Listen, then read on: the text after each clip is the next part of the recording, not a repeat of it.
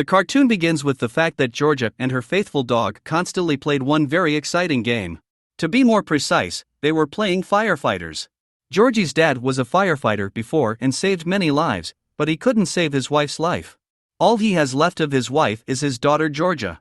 Previously, he tried to combine the work of a firefighter and the upbringing of his daughter, but eventually realized that it would not end well.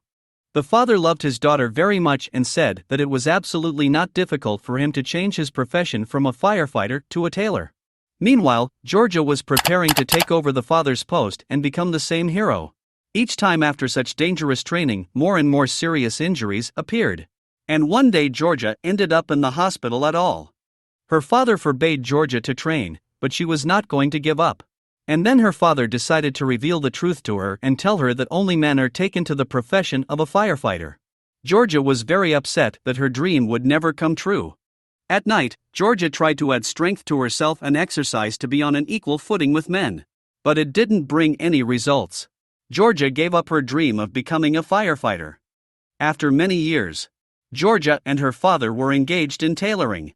She told Dad that she had forgotten the time when she wanted to become a firefighter and now wants to be like her father. At that time, a number of crimes took place, or rather, some person set fire to theaters. Firefighters who tried to extinguish these fires disappeared. And the arsonist was guilty of everything. It turned out that all these years Georgia did not lose hope and persevered in sports to get herself in proper shape. Georgia's father was offered to work by the mayor of New York and find out what was going on, since too many firefighters had already disappeared. At first he refused, but then he realized that no one else could save the city and his daughter and agreed. He asked the mayor for 2 assistants and to be given all the evidence collected. The mayor agreed and Sean went into the house. In the morning, the father said goodbye to his daughter and set off. And Georgia decided not to back down and help Dad. To do this, she had to disguise herself as a man. She wanted to prove that girls can also be firefighters. After changing clothes, Georgia went to the fire department. In it, the father and the mayor gathered volunteers to help in the operation. There were 3 of them together with Georgia. All of them were not experienced and Sean didn't like them very much, but they were taken anyway. And now they are already driving at all speeds straight to the theater, where there was a fire again. Captain Sean drove up and ordered to get a hose with water. But Georgia forgot to check the water pressure and flew up with the hose. Sean was able to help her and they went to the stairs to get to the windows of the theater.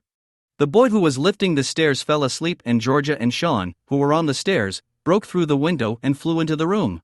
A little earlier, they agreed that they would not go inside the building as all the firefighters who went there disappeared without a trace. The captain ordered to go back outside, but Georgia did not listen to him and ran into the depths of the theater as she noticed the movements. The captain immediately ran after her. Georgia met the arsonist face to face, but Sean managed to save her. After himself, the arsonist left a transparent ball in which there was multicolored smoke and Georgia decided to take it with her. The captain told Georgia to get out of his sight immediately. But Georgia was able to persuade me to stay. The smoke cleared and Sean and Georgia were able to enter the theater. All the seats were in place, although they were black with ash and were not yet hot, but even vice versa. Georgia climbed onto the stage and saw a huge pink trace from the explosion. She called the captain and suggested that perhaps the arsonist is very creative and his arson is a kind of performance. Georgia had almost reached the house and noticed her father. She was able to hide and asked the dog to distract Sean. Everything worked out and Dad didn't suspect anything. In the morning, the whole team gathered early to prepare for today, as the very last theater in New York remained. All day, the captain taught Georgia different techniques of firefighters, and in the evening they went to the theater to be in it before the arsonist. Miss Devine was training on stage and her assistant Pauline was with her. Georgia told Pauline that she was a girl. And at that moment the mayor of the city came in and went down to the lower floor. Georgia followed him and heard him playing the tune that was playing during the fire and immediately told the captain. They immediately went to the fire station to conduct an experiment. They put up the balloon that the arsonist left behind in the theater and turned on the music at which all the crimes took place. And a miracle happened. The ball began to burn with a bright flame and exploded at the end of the melody. Georgia and another assistant managed to hide, and the captain and the driver were left to watch the explosion. It turned out that the light from the explosion is hypnotizing.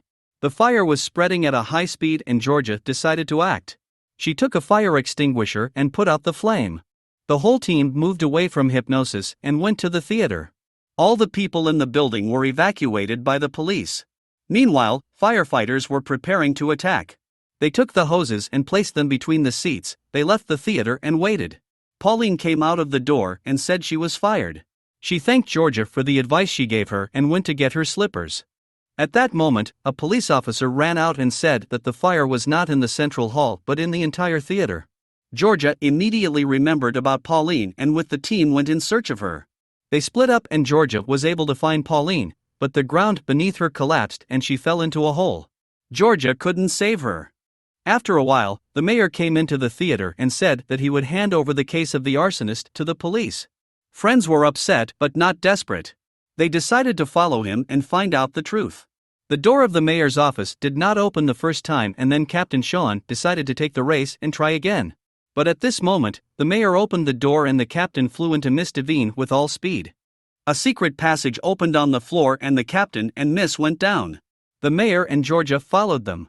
When they came down, it turned out that Miss Devine was the mayor's fiancée and that was why he came to the theater so often and he was not an arsonist at all, but just a man in love. Georgia noticed the fireman's helmet and assumed that all the missing firefighters were somewhere nearby. Georgia the dog showed them the way and she found the den of the arsonist and all the lost firefighters. Sean said he was very proud of Georgia but didn't know it was his daughter. At that moment, she could not stand it and told that all this time she was only pretending to be a boy. The father was shocked and said that he would not allow Georgia to be a firefighter anyway. Georgia said that his passion for the profession was transmitted from him, but his father denied this and said that he was not really her dad. One couple passed on a baby named Georgia before they died. At that moment, a ball of smoke flew into the room and the father closed the door behind him. Georgia opened her eyes and saw that Dad was standing in a closed room and the arsonist turned into Pauline. Pauline offered Georgia cooperation, but she refused, and then Pauline pressed the gas release button into the room where her father was locked. Georgia could not break the window herself, and then the dog suggested that you can unscrew the gas pipe. She did so.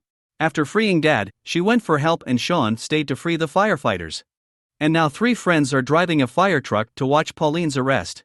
Pauline escaped and Georgia went in pursuit of her. Georgia climbed the rope because there were no stairs in the house yet. Pauline threw out thousands of balloons with gas and climbed to the top floor. She picked up the electric piano and started playing the song. Georgia had already climbed the building at that time and was looking for a place where Pauline was. Soon she found her and wanted to run to her, but she remembered that there were 90 seconds left until the end of the song and she would not be able to climb so high and stop Pauline. So she decided to find an outlet and pull out the wire from the piano. She did it, but Pauline was very angry with Georgia because she violated all her plans and attacked her. Georgia fell from the very last floor but was able to grab a hanging wire. Pauline tried to lift the piano wire but gave up and also fell down. Georgia managed to grab her by the leg. Soon the firefighters and Sean came to the rescue. They jumped by car from another building and arrived at the right moment. And finally, Georgia is standing in a firefighter's uniform just like her father. And she put it on so that Georgia and her friends would be awarded medals for courage and bravery in defending the city. Georgia is now the happiest person on earth as her dream has come true.